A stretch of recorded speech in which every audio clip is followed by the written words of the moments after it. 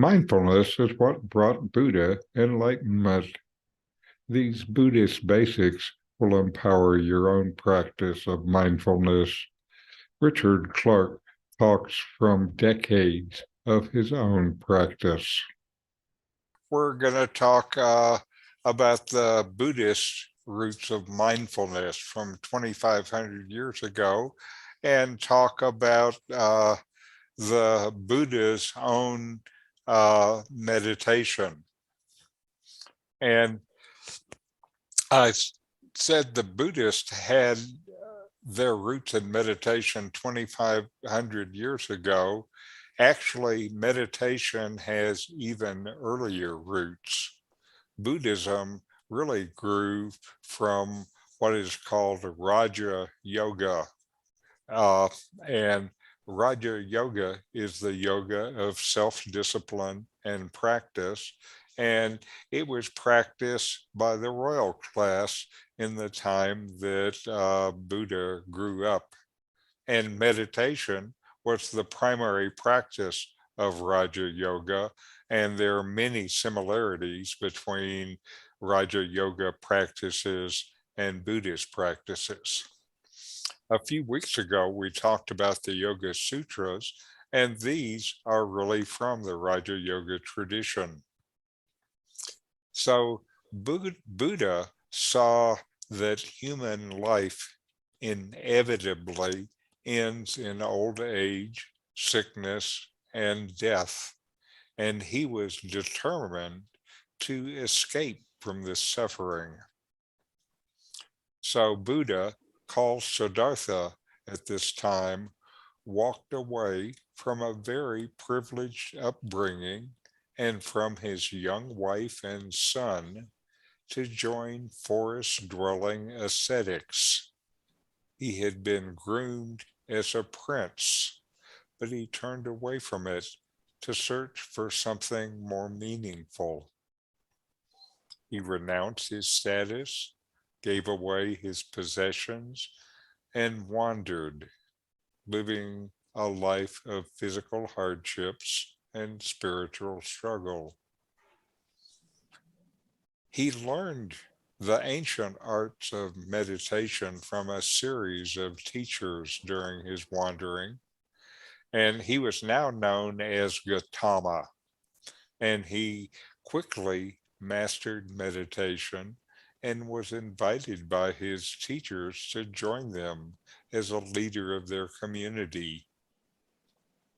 While this would have brought honor and prestige from his fellow wanderers, he turned down the offer and set out again to follow his own path.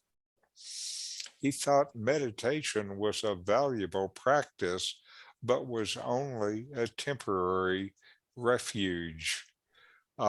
You are happy and peaceful during meditation, but after the meditation is over, you can still get suffer and still get involved in all of the problems of life. And so he was in search for some deeper wisdom and a solution that penetrated into the very nature of human suffering and showed him how to end it once and for all. In his next phase, Gautama took up the practice of extreme asceticism, following the guidance of peers who were convinced that by turning away from all the pleasures and embracing pain, one could root out the desire that holds a person in bondage.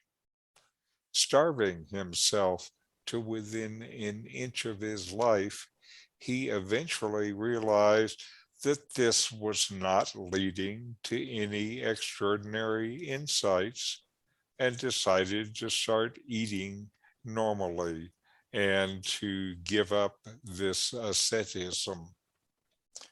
And he was able to measure the value of his practice using his own experience rather than accepting the opinions of others. And so once again, he set out alone to find another way.